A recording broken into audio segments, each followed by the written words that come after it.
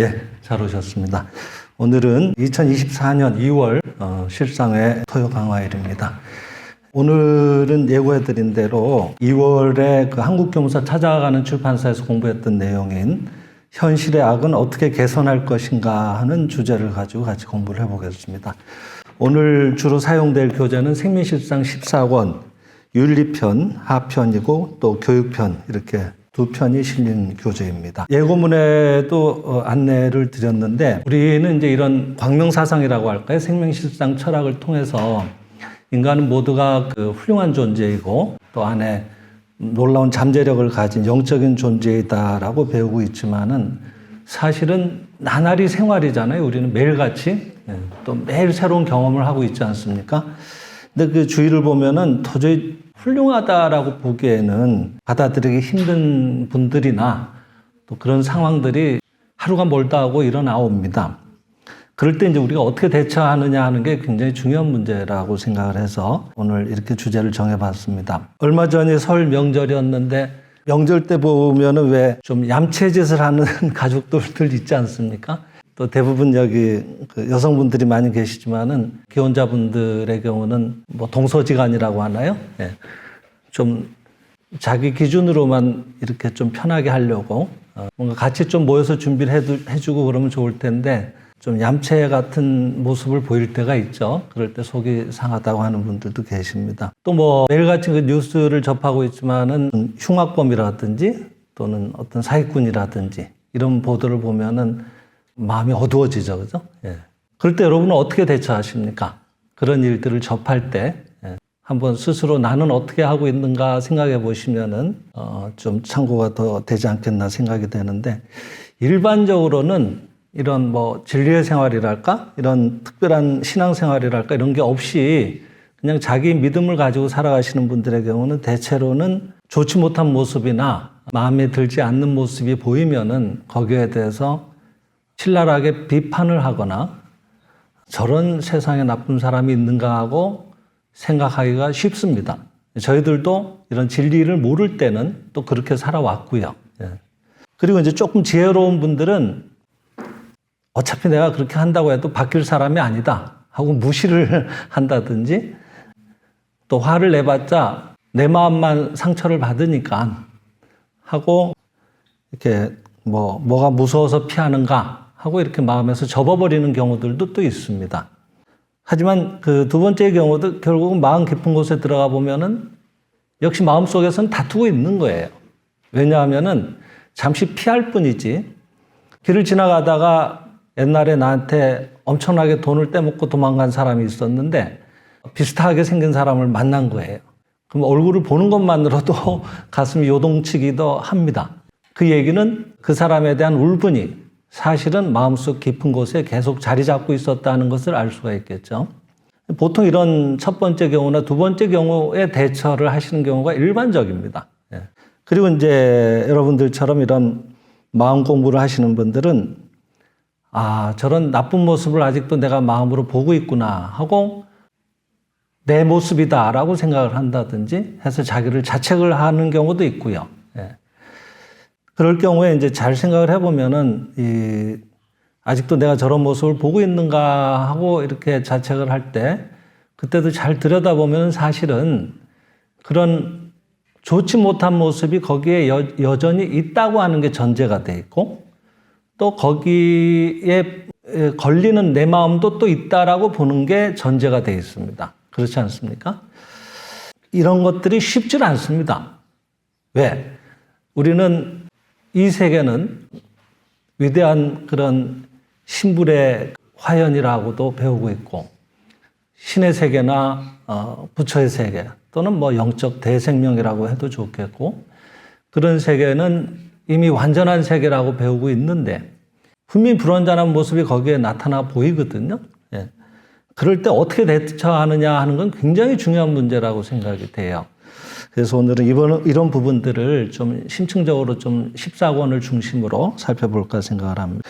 먼저 여기 14권 113쪽에 보면은 어떤 한 분의 체험을 소개를 하고 계세요. 이분은 뭐 내용이 기니까 좀 요약을 해서 말씀드리면은 B 씨라고 소개를 하고 계시는데 이분은 그 초등학교 때 선생님을 30년 동안 원망을 했어요. 그 이유가 아주 사소한 이유로 감정적으로 그 선생님하고 뭔가 이렇게 대립을 하게 된 거예요. 감정적이라고 해도 초등학교 6학년이니까 우리 기준으로 보면은 뭐 그렇게 싸울 일이 아니죠, 사실은 선생님하고. 근데 선생님이 좀 오해를 하신 면이 있었는지 모르지만은 아주 감정적으로 채점을 하신 거예요. 빵점을 준 거예요. 음악교사였는데. 근데 이 시절은 선발 집단이 아직 있던 그런 시절이었던가 봐요. 그러니까 중학교도 본고사가 있어가지고 시험을 쳐서 가는 그런 시절이었죠. 한국에도 예전에 그런 중학교도 명문중학교가 있고 그랬습니다. 예. 그래서 이제 그 학교에 원서를 내놓은 상태인데 빵점이면은 말할 것도 없이 낙제잖아요. 예. 자칫하면 그 학교를 원하는 자기가 희망했던 학교인데 그 학교를 못 갈 수가 있는 거예요. 일생의 한이 될 수 있는 겁니다. 근데 다행히 그 낙제 점수가 발표되기 이전에 이미 그 전에 성적들을 갖고 미리 지금으로 치면은 수시 입학처럼 이렇게 학교에서 그 중학교에서 이 사람을 뽑아준 거예요. 그래서 다행히 원하는 학교는 갈 수 있었지만은 그때 발표 날짜가 좀 그 학교에서 빨리 수시를 채택을 안 해줬었으면은 자칫하면 그 음악 점수 빵점 맞은 것 때문에 원하는 학교를 못 갈 수도 있었다. 그럼 난 내 인생이 완전히 뒤바뀔 수도 있었지 않았는가. 이렇게 생각을 하니까 그 선생이 증오의 대상이 된 거예요. 근데 증오를 하면 아까도 우리가 살펴봤지만은 원망을 하는 자신도 괴로워요. 그래서 그 증오심을 내려놓으려고 부단히 노력을 했어요. 어른이 되고 나서도. 그게 30년 세월이라고 하는 거예요. 그래서 마음을 수양하기 위해서, 마음을 가라앉히기 위해서 그 마음 수양에 관한 책만 본 게 지금 여기는 좀 천장이 높습니다만은 이 방바닥에서부터 책을 그 수양 서적을 쌓으면은 그 책이 천장에 닿았다고 하거든요. 엄청난 책을 봤다는 거 아니겠어요? 30년 동안에 그 자기 마음을 어떻게 좀 가라앉혀 보려고. 근데 그게 안 됐다고 하는 거예요. 근데 이분이 마침내 그 문제에서 해결됐다고 하는 내용을 책에서 소개하고 계시는데 그 계기는 뭔가 하면은 이 생명실상 저자이신 다니구치 마사루 선생의 강연회에 참석하신 거예요. 그래서 말씀을 듣고 있는 중에 그 마음이 호련히 사라져 버렸다고 하는 겁니다. 그리고 생명실상도 물론 구입해서 읽으셨지만은 이 내용에 대해서 이 생명실상 저자분이신 다니구치 선생은 이렇게 얘기를 하고 계십니다. 그 원망하는 마음이 사라지지 않았던 것은 원망하는 마음을 본래 있다고 취급해 왔기 때문입니다. 근데 생명실상과 같은 이런 책을 읽자 원망하는 마음은 본래 없었다. 다만 본래 원망하지 않는 신의 마음만이 실제하는 것으로서 그것만이 본래의 자신이라고 알았기 때문이다 하고 소개를 하고 계세요. 원망하는 마음은 본래 없는 마음이라고 알았기 때문에 원망하는 마음은 사라져버리고 원망하지 않는 신의 마음만이 실제라고 알았기에 원망하지 않는 진짜의 마음이 나타난 것입니다. 이렇게 소개를 하고 계시거든요. 그러니까 여기에 우리가 큰 힌트가 있는 거예요. 그러니까 왜 저럴까 고민을 해도 30년쯤 고민하면 많이 한 거 아니겠어요? 얼마를 더 하면 그게 뭐 그 사람이 한 10년 덜 해서 그게 해결되지 않았다고 보기는 어렵잖아요. 책이 방바닥에서 천장까지 닿을 만큼으로 그 관련된 것들을 보면서 어떻게든 그 원망하지 않으려고 노력을 해봤지만 안 됐다고 하는 얘기거든. 일주일 만에 호련히 사라지게 된 계기는 그 마음이 내 진짜 마음이 아니었구나 하고 알고 그 다음에 원망하지 않는 진짜의 마음을 드러냈다고 하는 겁니다. 이것을 비유컨대 이런 경전이라든지 이런 데 내용을 빌리면은 불을 쥐고서 차갑기를 바라는 것과 같다고 얘기를 하고 계시는 거예요. 우리가 불을 쥐고 있으면서 이건 차갑다 암만 자기 이 최면을 걸어봐도 그게 차가워지겠습니까? 놓는 수밖에 없겠죠. 예. 그와 마찬가지로 원망하는 마음을 가진 채로는 원망하는 마음에서 벗어날 수는 없다고 하는 겁니다. 그것은 원망하지 않는 진짜의 마음을 가져오는 게 우선이라고 하는 것, 이런 것들 우리가 참 많이 참고를 해야 되지 않나 생각을 합니다. 여기 그 화해윤리라고 해서 생장의 집에 윤리학이라는 얘기를 이 14권에서 하고 계시는데, 그 화해윤리라는 데는 또 이 같은 내용을 다른 측면에서 어떻게 설명하고 계시는가 하면은 이런 얘기가 있어요. 오사카에 하마다라는 부인이 계셨던 모양인데, 이분이 집안에 들어온 진드기를 퇴치한 사례를 소개하고 계세요. 그게 물리면은 빈대에 물린 것 이상으로 가렵고 부어오른다고 하는 겁니다. 그래서 그 진드기를 없애기 위해서 포르말린이라고 포르말데히드 40% 수용액이라고 소개를 하고 있는데, 살균 소독제로 쓰인다고 했거든요. 그 포르말린 훈증 소독을, 그것을 이제 이렇게 기물나게 해서 소독을 집안을 3번이나 했지만은 진드기는 없어지지 않았다고 하는 겁니다. 그때 이분이 세미실상 만교기 1편 11권, 12권이죠. 거기에 쓰여 있는 빈대에게 물리지 않는 이야기라고 하는 얘기가 소개되어 있다고 하는데, 그 사례를 보고 나서 다음과 같이 실상관을 했다고 하는 거예요. 어떻게 실상관을 하셨는가 하면 잘 들어보세요. 이 집은 인간이 사는 곳으로서 진드기가 사는 곳이 아니다. 진드기에는 진드기가 사는 곳이 있고, 실상의 세계에서는, 실상의 세계라고 하는 것은 신이 만드신 본래 완전한 세계를 말합니다. 실상의 세계에서는 서로 침범하는 일 없이 완전하게 조화를 이루고 있다. 나는 진드기를 해치는 일 없고 진드기는 나를 해치는 일 없이 완전히 조화를 이루고 있는 것이 생명의 실상이다. 이렇게 염하고 있는 동안에 호련히 그 집에서 진드기가 사라졌다는 얘기를 소개하고 계세요. 여기에 화해의 윤리가 잘 나타나 있다고 소개를 하시면서, 화해라고 하는 것은 누구하고 화해하는가 하면은, 잘 들어보세요. 자기를 해치는 진드기와 화해하는 것이 아닙니다. 우리가 왜 나를 힘들게 하는 사람과 마음을 편안하게 하고 조화롭게 지내려고 해도 그것이 힘이 드는가 하면은, 힘들게 하는 그 사람과 사이좋게 지내려고 하니까 힘이 드는 거예요. 불을 잡은 채로 차갑다라고 앞만 자기 최면을 걸어봐도 여전히 뜨거운 거예요. 이해가 되시나요? 예. 잘 들어보시니까 누구하고 화해를 할 거냐 그러면, 해치는 자와 화해하는 것은 해치는 자를 제멋대로 설치게 하는 것입니다. 오히려 더 극성을 부리게 한다 이 말이에요. 예를 들어 결핵균이라는 인간을 해치는 적과 화해하는 것을 생각해 볼 때, 결핵균은 예전에는 결핵이라고 하는 건 죽는 병이었거든요. 지금 암 이상이죠. 결핵균은 인간을 해치는 것이라고 생각하면서 결핵균과 화해할 생각으로 일부러 결핵균을 배양하고 그것을 호흡기로 들이마신다면 확실히 결핵균과 인간이 화해한 것처럼 보일지는 모르지만 그것은 실상의 결핵균과 화해한 것이 아닙니다. 생장의 집의 윤리학의 특색은 존재를 실상과 가상, 즉 미망으로 나누는 것입니다. 이 점이 분명해야 돼요. 그리고 가상이라고 하는 것은 존재하는 것처럼 보이지만 비실제라고 하는 겁니다. 비실제라고 하니까 비실제가 또 있는 거로 생각을 하시는 경우들이 있어요. 비실제라고 하는 건 실제가 거기에 없다고 하는 거예요. 그러니까 없는 거예요. 없는 건 없는 것으로 돌리는 게 제일 좋은 것입니다. 그러니까 중요한 것은 실상만이 존재하는 것으로서 그 실상은 완전하다고 하는 겁니다.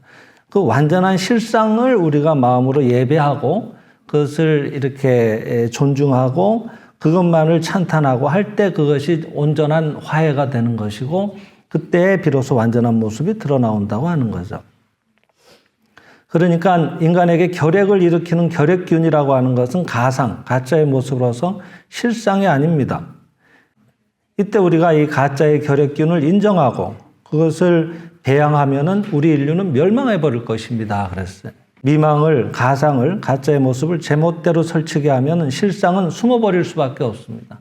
실상이 어둠이 판을 치는데 거기 빛이 드러나올 수가 없는 거죠. 빛이 안 갖고 오니까. 근데 신은 결핵균 같은 것은 인간을 해치는 그런 결핵균 같은 것은 만드시지 않았습니다.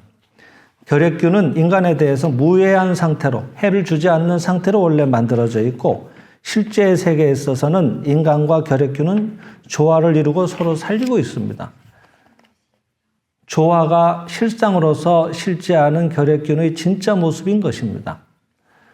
그러니까 결핵균과 화해한다는 것은 진짜의 모습을 인정하고 그 마음을 투영해서 저절로 결핵균과 우리가 인간이 서로 침범하지 않는 상태에 이르게 하는 것으로서 우리를 해치는 미망, 즉 가짜의 모습으로서의 결핵균을 인정하고 그것에 영향을 주고 배양하는 것은 아니라고 하는 겁니다. 중요한 것은 가상이라고 하는 것은 있는 것처럼 보이지만 본래 없다고 하는 것. 그러니까 없는 것과 우리는 화해를 할 수가 없다고 했어요. 그런 뭔가 잘못된 모습으로 나타나와 있는 그를 있다고 생각을 하고 그하고 잘 지내려고 하니까 힘이 드는 거예요. 될 수도 없는 노릇이고. 네.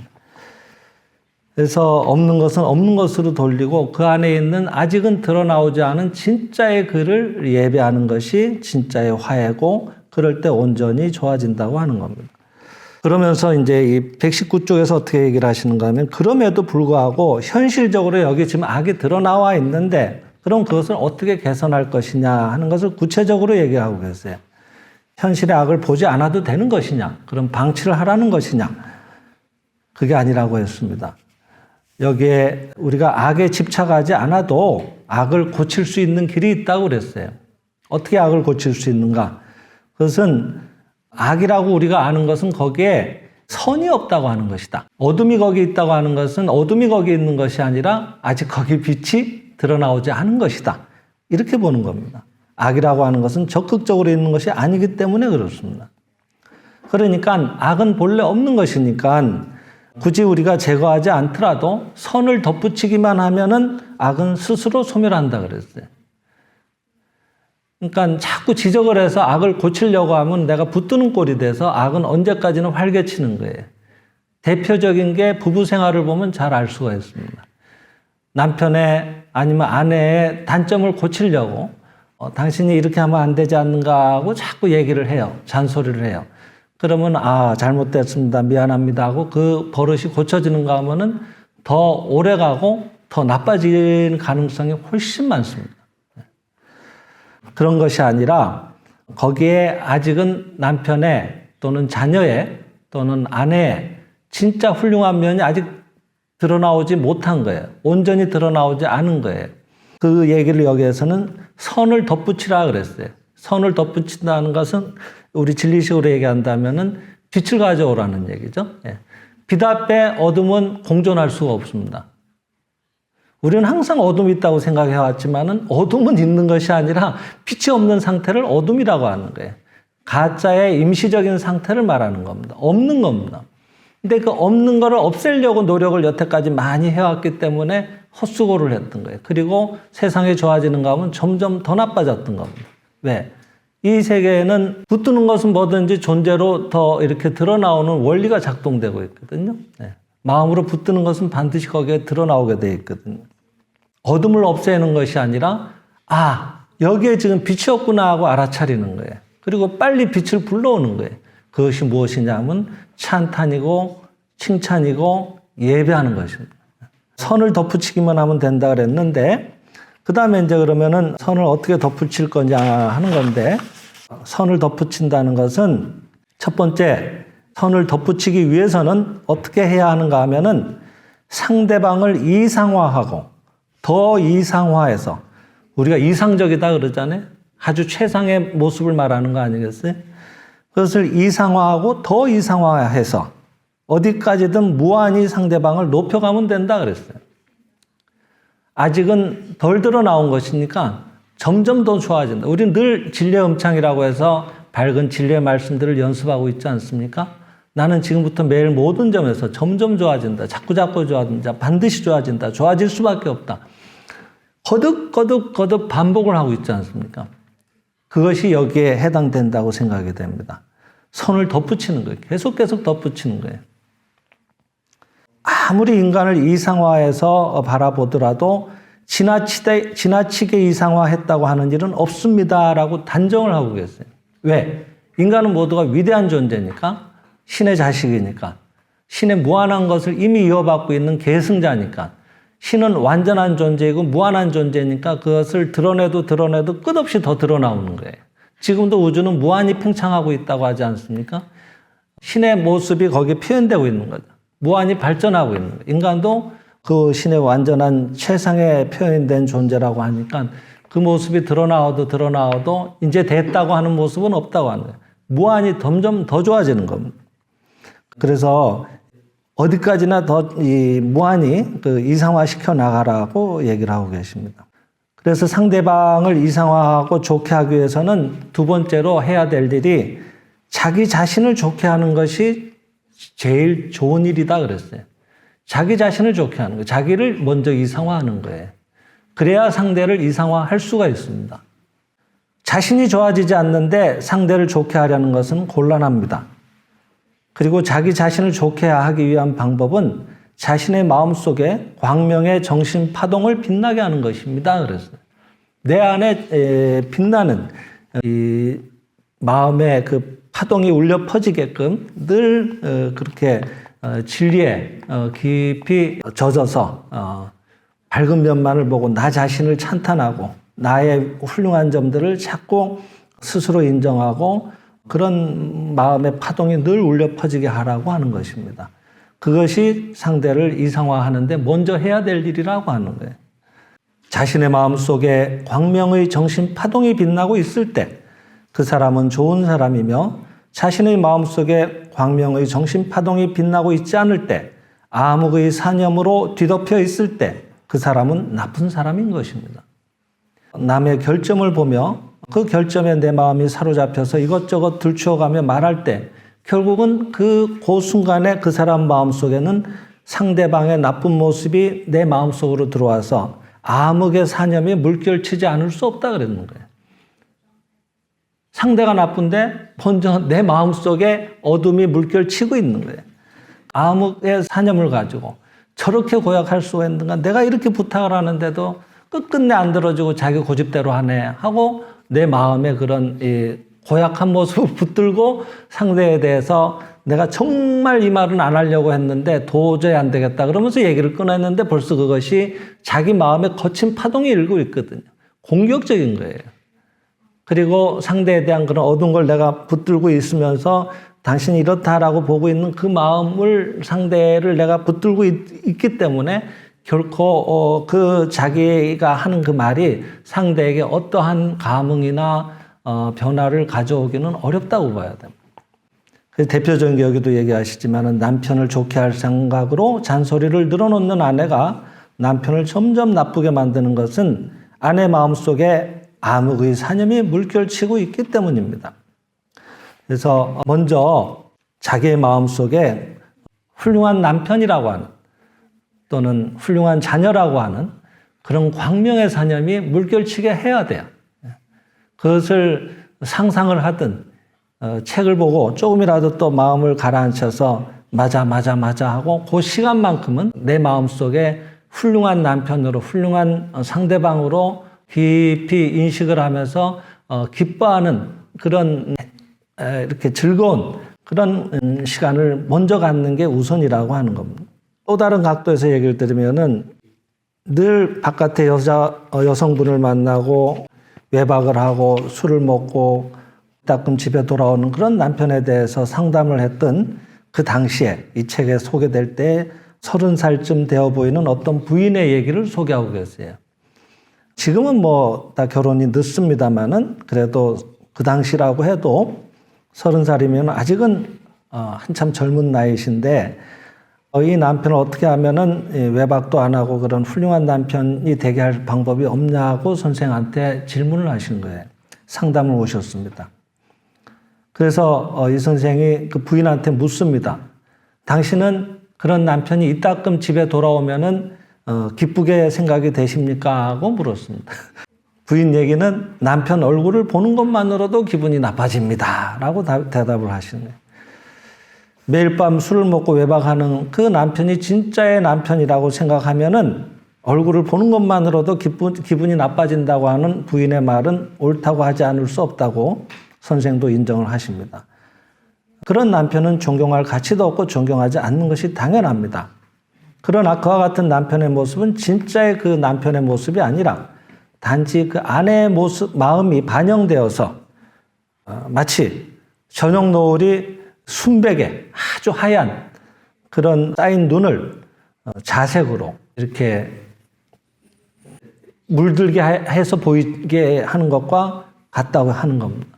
요 앞에서 그 후지산 얘기를 소개를 하셨거든요. 그래서 이 얘기를 지금 갖고 오신 건데, 겨울에 이 일본에 가보신 분들은 특히 도쿄 근처만 가도 후지산은 3,776m인가로 제가 기억을 하고 있어요. 왜냐하면 저도 정상을 밟아봤기 때문에 3,000m부터는 대피소에서, 휴게소에서 산소를 팝니다. 깡통에 든 산소. 그래서 깔때기 같은 걸 대고 이렇게 한번 누를 때마다 칙칙하고 이렇게 산소가 나오는데 그걸 흡입하면서 올라가면 훨씬 머리가 덜 아파요. 근데 저는 그때 그 생장의 집에 그런 초등학생들, 유치부까지는 아니지만 초등학생 학생부들과 같이 이렇게 산행을 했는데 당일에는 못 가요. 이 해발 0m에서부터는 못 올라갔다. 너무 높아가지고.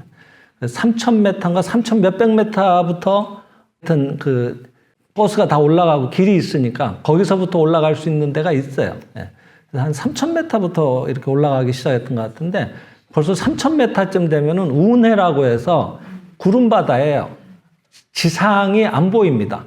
전부 구름으로 다 바다처럼 깔려 있고 융단처럼.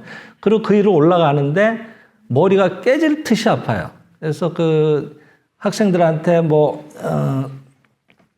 또 산소를 이렇게 빌리기도 그렇고 해서 주로 이제 애들한테 그걸 주로 많이 쓰게 하고 저는 그냥 올라갔는데 나중엔 너무너무 힘들더라고요. 이게 이 다리가 아픈 게 아니라 머리가 아파가지고 그만큼 높은 산이에요. 그리고 동절기에는 입산이 안 됩니다. 너무 높아가지고 눈이 안 녹아요. 만열설처럼. 거의 한 5, 6월쯤 돼야지 조금씩 녹고 이제 등산로가 개방이 되는 거예요. 근데 그 높은 산에 이 눈이 그렇게 쌓여 있으면요, 도쿄에서 후지산이 제가 거리가 얼마나 되는지 모르겠지만 늘 제가 있던 숙소에서 도쿄의 그 생장의 집 본부로 출퇴근할 때마다 늘 후지산을 보니까 산이 얼마나 큰지 지하철의 창가에 보이는 후지산이 이렇게 보일 때가 있거든요. 방향이 맞으면은 바로 코앞에 있는 것처럼 보여요. 그렇게 커요. 산이 얼마나 큰지. 좀 과장입니다만 코앞이라는 거는 하여튼 그만큼 크다 이 말이에요. 쫓아가면 바로 뛰어갈 수 있을 것처럼 그렇게 큰 산으로 보인다고요. 산이 너무 크다 보니까. 그러니까 거기에 눈이 하얗게 쌓였으면 얼마나 장관이겠냐. 근데 그게 해 뜰 때마다 뭔가 노을이라든지 이럴 때 이렇게 노을이 져서 비쳐 보이면은 하얀색의 눈인데도 이렇게 뭔가 자색으로 보이기도 하고 그렇지 않겠어요? 빨간색으로도 보이기도 하고. 그와 같다고 하는 얘기를 여기서 지금 얘기를 하고 계시는 겁니다. 그러니까 아내의 마음이 반영되어서 순백의 적설을 그런 자색으로 검붉게 물들어 보이게 하는 그런 후지산이 있는 것처럼 그 착각을 하듯이 남편의 모습도 그와 같이 나타나와 있을 뿐이지 그것이 그 모습이 결코 남편의 실상은 아니다라고 이제 부인한테 설명을 하시면서 남편이 술을 마시고 외박하고 돌아와도 그 추한 모습을 진짜의 남편이라고 생각해서는 안 됩니다라고 강조를 하시는 거예요. 여러분도 이렇게 하셔야 돼. 공부하라는 공부는 안 하고 맨날 게임기만 붙들고 있는 자녀분을 보면서 또 게임한다라고 구박을 하면서 그 자녀가 진짜 그 자녀의 본래의 모습이라고 생각하면서 그 자녀를 좋게 하자고 아무리 수행을 해도 그 수행은 별로 도움이 되지 않는다 이렇게 보시면 좋을 것 같아요. 이렇게 단정을 하고 계십니다. 술을 마시고 외박하고 돌아오는 모습은 남편의 실상, 참모습이 아니라 얼굴을 보는 것만으로도 기분이 나빠진다고 하는 아내의 생각이 반영된 모습일 뿐입니다. 또 저런다, 또 저런다, 또 저런다 하고 하는 그 모습이 거기 투영돼서 그렇게 보여오는 거예요. 그러니까 진짜 경멸해야 할 것은 남편의 실상도 아니고 남편의 참모습은 본래 완전하니까 경멸의 대상이 아닌 거예요. 그리고 아내의 실상도 아닌 단지 아내의 마음을 뜬구름처럼 스쳐 지나간 의심하는 망령된 생각을 망념이라고 하거든요. 없는 걸 있다고 보는 거를 망념이라고 하거든요. 그걸 미망이라고도 하고요. 예. 그런 거 없는데 그렇다고 본 거예요. 그것이 드러나온 것이기 때문에 진짜 경멸해야 될 대상은 그런 그 부인의 마음속에 문득 스치고 지나간 의심하는 그런 망념에 지나지 않는 것이다. 이렇게 지도를 하시는 거예요. 그래서 남편이 나쁜 것도 아니고 당신이 나쁜 것도 아닙니다. 단지 나쁘다고 생각하는 그 생각이 나쁜 것입니다. 그 나쁘다고 하는 생각을 버리고 오늘부터 신의 자식인 남편의 실상을 보기로 하고 어디에도 미워해야 할 그림자가 없는 좋은 남편이 거기에 있다고 생각하고 남편이 돌아오셨을 때는 얼굴을 보는 것만으로도 기분이 나빠진다고 생각하지 말고 돌아와 주셔서 기쁘다 하고 생각하라고 지도를 하신 거예요. 처음부터 이렇게 하라고 하면 못했겠지만 이런 자초지정을 얘기를 드리고 하니까 부인이 뭔가 말씀에 일리가 있으니까 내가 그렇게 지나치게 너무 고약한 남편이다라고 봤던 것도 사실이니까 그렇게 하기로 마음먹고 수행을 하셨다고 하는 거예요. 그런데 과연 일주일 뒤에 이 부인이 쫓아오셔서 선생한테 보고를 하시는 거예요. 시키는 대로 했더니 지금까지 세상에서 가장 나쁜 남편이라고 생각하고 있었는데 지금은 세상에서 이렇게 좋은 남편이 또 있을까 싶을 만큼 좋은 남편이 됐습니다 하고 보고를 하셨다는 실화예요. 여러분 이런 개인저서를 500권을 남기시고 본인 자신이 30대에 이미 건강보험을 퇴짜를 맞으실 만큼으로 건강이 나빴고 그랬던 분이 이런 진리를 접하고 90이 넘도록 세계 순회 강연을 하시고 수백만 명에게 이런 진리를 전파하신 이런 훌륭한 선생이 없는 말을 지어내실 이유는 없습니다. 전부 지도하셨던 실제 사례들입니다. 저희들 예전 단체에 있을 때도 똑같은 일들이 얼마든지 있었습니다. 마산에서 오셨던 어떤 부인은 남편이 의처증이 너무너무 심해서 정말 자살을 생각하고 싶을 만큼으로 괴로웠던 분인데 이분이 한 권의 월간지 광명을 보시고 여기에 내가 살 길이 있겠구나 하고 정말 시장 간다고 거짓말을 하고 목숨 걸고 마산에서 대구까지 고속버스를 타고 오셨어요. 그래서 송암 선생님을 만나 뵙고 이제 지도를 받았습니다. 그랬더니 송암 선생님도 똑같이 그런 남편은 없으니까 당신이 잘못 본 것이니까 좋은 남편이라고 믿고 감사하세요. 그리고 그 남편이 그와 같은 모습으로 나타나올 때는 반드시 이유가 있는 것입니다. 친정 아버지한테 이 부인이 원망이 많았어요. 어머니를 힘들게 한다고. 저도 좀 오래돼서 정확한 기억은 다 안 납니다만은 그런 일들이 분명히 있었거든요. 그래서 고약한 아버지다, 어머니를 힘들게 하는거나 힘든 아버지다 이렇게 생각을 했단 말이죠. 오랜 세월 결혼하기 전까지. 근데 늘 말씀드리지만은 늘 생각하는 것은 잠재기 속에 자꾸 새겨져서 그것이 내 것으로 되어온다 그랬거든요. 생각은 드러 나온단 말이죠. 그러니까 때가 돼서 결혼을 해서 나한테는 아버지였지만 한 가장의 그런 좋지 않은 가장의 모습을 새겨놨던 그 가장의 모습이 남편으로 실현되어 온 거예요. 남편은 그 역할을 해주시는 거예요. 그런 아버지에 대해서 좋지 않은 생각을 가져서는 안 된다고 도와주시는 관세음보살이었다고 알고 그 아버지한테도 참여하고 감사하고 지금의 남편한테도 감사하고 돌아가세요. 반드시 좋아집니다 하고 안내를 드렸습니다. 부인이 처음으로 남편을 평생을 원망하고 살다가 여기 오셔서 처음으로 남편에게 감사합니다 하는 말을 하시는데 뭔가 자각이 일어났는지 통곡이 터져 나오고 그렇게 참회가 돼서 아버지한테도 감사가 되고 남편한테도 감사가 돼서 돌아갔는데 시장 갔다 오는 거하고는 비교가 안 될 정도로 몇 배의 시간을 쓰면서 집을 비웠는데 그날 이제 본인은 죽었다고 생각하고 집에 돌아가신 거예요. 오늘은 이제 틀림없이 뭔 일이 난다고 생각하고 갔는데 다녀왔습니다 하고 얘기를 하는데도 인사를 하는데도 남편이 어서 와요 하고 그거로 끝이에요. 아무 말씀이 없는 거예요. 기적이 일어난 거예요. 본인 기준으로. 있을 수 없는 일이 일어나는 거예요. 자, 이렇게 되면 어느 게 진실이냐 하는 겁니다. 어서 와요 하고 다정하게 맞아주는 게 남편의 실상이었던 거예요. 그 실상이 드러나오지 않았던 것은 나를 괴롭히는 남편이다, 고약한 남편이다 이렇게 생각했던 자기 믿음이 거기에 드리워져 있었던 거예요. 그리고 그것은 또 아버지를 통해서 미리 그런 힘든 가장의 모습을 자기도 모르게 새겨놓은 것들이 원인이 됐던 거죠. 그 남편을 통해서 이 모든 것을 알게 된 거예요. 그러니까 진실로 감사가 되고 실상의 남편을 예배하게 되자 그런 모습이 드러나왔다고 하는 겁니다.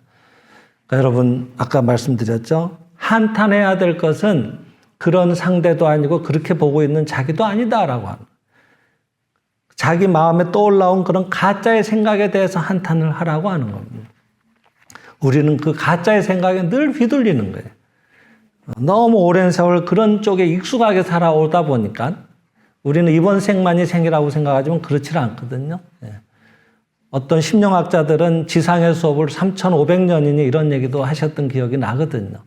그러면은 이제 우리도 이런 마음 공부도 접하고 전부 내 마음의 정결하는 것도 이렇게 알아갈 때쯤 되면 이제 슬슬 졸업반이 다가오는 거라고 봐야 되지 않겠습니까? 그러면 기본 수천 년 이상은 수행을 쌓으신 분들이거든요. 근데 그 수천 년 동안에 쌓아온 자기 경량이라는 것도 분명히 있거든요. 그게 방해를 하는 거예요. 어떤 일만 일어나면 그런 식으로 보게끔 나도 모르게 생각이 돌아가 버리거든요.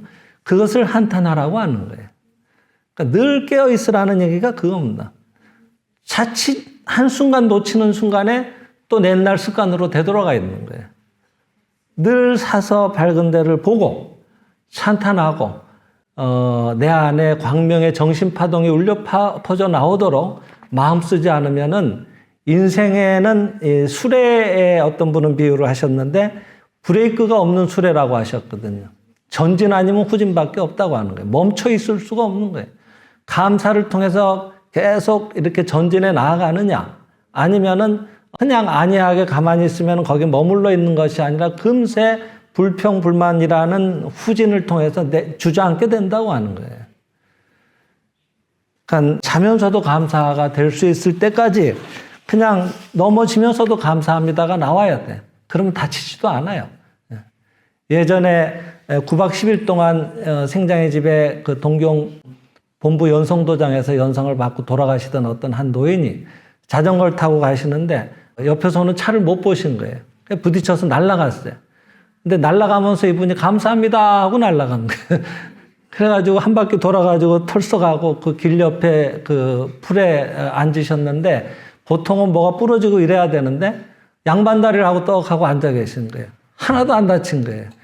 그 60, 70대의 노인이 무슨 스턴트맨도 아니고 어떻게 그런 일이 가능하냐면 감사하는 마음 속에서는 일체 어두운 것과는 파장이 맞질 않기 때문에 뭐 지난날에 어떤 어두운 내 마음에 충돌하는 마음이 있어서 사고를 맞이하게는 되더라도 다치거나 하는 일은 피하게 되는 거예요. 내 마음에 그런 일이 없으니까. 그러니까 그렇게 놀라운 겁니다. 그래서 끝으로 여기에 종교적 생활이냐 뭐냐, 종교적 생활이라고 하는 것은 우리는 여긴 특정 종파는 아닙니다만은 사실은 어떻게 보면 이게 진짜의 종교의 생활이죠. 근본적인 가르침, 인간의 사는 도리, 생명의 원리 이런 것들을 우리는 공부하고 있으니까 그죠? 그래서 결론으로 이런 얘기를 드리면서 마칠까 합니다. 117쪽에 있습니다.